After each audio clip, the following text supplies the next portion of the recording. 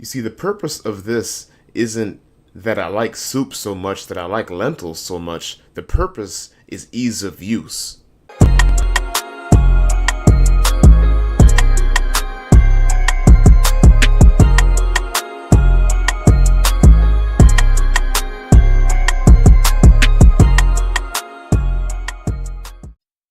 You can certainly have a lot of protein options as a plant-based eater trying to eat vegan. However, at what cost? Either you're going to have dumb frozen food all the time, or you're going to cook real nutritious meals, which can either have a lot of variants or not, have a lot of ingredients or not. But we're talking about speed, and we're talking about having all your food not be processed as well.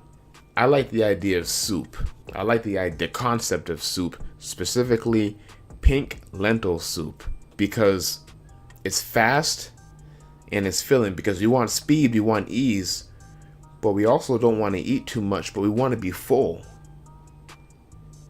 Oh, you're plant-based, you can always get full eating a bunch of vegetables and a whole bunch of salad and a whole bunch of... I don't want to do that. I don't want to do that. I'm not going to eat a whole bunch of lettuce. Nah. But soup can be a viable option. Plus I have a thermos. This thermos is great. I can hold, I think it's like 2 liters. I think it's about 2 liters of liquid it can hold. So I'll put my soup into a thermos and I can bring it out with me. And it's like a military grade thermos, everybody. So I can like slam it around. It comes with me. Now in that thermos, I can have, if I want to, 2 cups of dried lentils. Cooked, of course, made into a lentil soup. Now I usually during a day, I'll have 1 cup of dry lentils. That yields about 46 grams of protein for dry pink lentils. Let's start with the ingredients. Pink lentils, 1 cup. Garlic, about ½ cup. Onion, 1 cup. Ginger, ½ cup. 1 whole beet. Peel the skin off. Salt, that's optional. Vegetable stock or vegetable broth, 1 whole container. 1 bouillon cube. Now if you use salt, well, don't use salt if you're going to use bouillon cubes. And just a tiny bit of oil, a teaspoon or a ½ teaspoon. And what you want to do is first you take the garlic, onion, and ginger, have that shredded up into small pieces. To save time, what I like to do is I'll take it, put it into a blender with some water, not a lot of water, and I just blend it on 1. That's going to shred it all into small pieces without liquefying it. Then you dump that into the pan, into the pot, with a tiny bit of oil. Let that cook on medium-high until it reduces down to a fine paste, just a paste. There'll be no more liquid. It won't be soupy. It will be like a paste. Let it cook like that and simmer and saute. And then you take the container of vegetable stock or broth, and you just pour that into the pot. And then you take your liquefied beet. See, while the vegetables were sauteing, you should have liquefied the beets. So just take the beet, put it into a blender. I also put some carrots in there too. Blend that on high, turn that into a liquid. Add that to the pot with the vegetable broth. That's going to begin to boil. Now, when I did this, it overflowed a little bit on me. Everything overflowed. It was a big mess. So don't fill it too high to the top.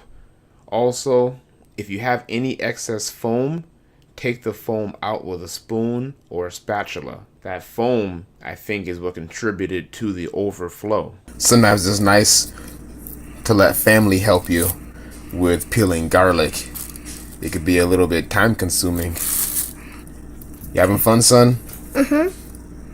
Once you have the broth bubbling, once it's boiling, go ahead and add the 1 cup of pink lentils, and there you have it. That's the whole recipe. You'll let it cook for about 10 minutes. Cook it until the lentils start to dissolve, until they start to break apart. Once that happens, you know they're finished. Pink lentils, that's what makes them special for soup, is that they dissolve partially. Brown lentils, they kind of stay together like beans. They don't dissolve the same. Pink lentils break down and dissolve, make them easier to drink. So when I use the thermos, I'm actually conveniently easily drinking this high protein, nutritious meal whenever I take a swig from my thermos. Very nutritious. Look at the ingredients: garlic, onion, ginger, beets. It's not on the list, but I threw some carrots in there too. Like when I blended the beets, I also blended carrots with that. Now, this is something that I tried and it happened to turn out good, so I wanted to share it with you. The benefits of beets are plentiful. There's a lot of things that beets can do for you. They make you breathe better. They increase the amount of oxygen in your blood. They make you feel good, but they're not particularly my favorite vegetable to just eat. Just eating beets by themselves isn't that great. So I thought maybe instead of just making the lentils with broth and water, why don't I try infusing these lentils with beets and having beet broth? But I don't want to do it where it tastes weird. I want it to just taste normal, but have the beet just be there in the background. Unavoidable. You're reaping the benefits of them and all the other nutrients, but at the end of the day, the soup tastes like just a good soup. It's similar to different meat soups that I've had long ago. Like a chili, for example, similar to like well, not really a chili, because it's very liquidy. That's the purpose. You want it to be full of more liquid so that it spreads out more, keeps you more full. That's the name of the game, is being full on lesser calories, on a few calories, but still having your end of the day breakdown be high protein. I'm talking high protein, at least 200 grams. And look, everybody, it can be much simpler than this. This is just because I wanted to be fancy and use some beets that I had in the house. Didn't want them to go to waste. Thought I would try infusing them with the lentils, and it worked out great. You can do this dish without even sauteing any vegetables. Don't even saute any onion. Don't even saute any garlic. Open it up ginger. Don't do any of that. You want them to go? You want to just move quick? Just throw some water in the pot. Just water. Throw the lentils in there after the water is boiling. Throw the pink lentils in there. Wait until they start to dissolve, break down, season to taste. That's the term we're going to use. Season to taste. And then it's all set, ready to consume. You can just bring that with you throughout your travels, or leave it on, if you're at home all day, leave it on the stove. Refer back to it whenever you're hungry. Add as much water as you want to. Add it to, and have it all be flavorful, have it all be a broth. But add as much as you'd like. The more you add, the better, actually, as we keep our goal in mind, which is keeping calories low, but fullness high. We don't want to be starving out there. Also, we want to keep the protein high as well. So we're not going to just eat a whole bunch of fruit. We need to have each calorie matter. That's where these lentils come into play. They have protein. They do have carbs as well. So you can't do all lentils all day. But it's just a good option.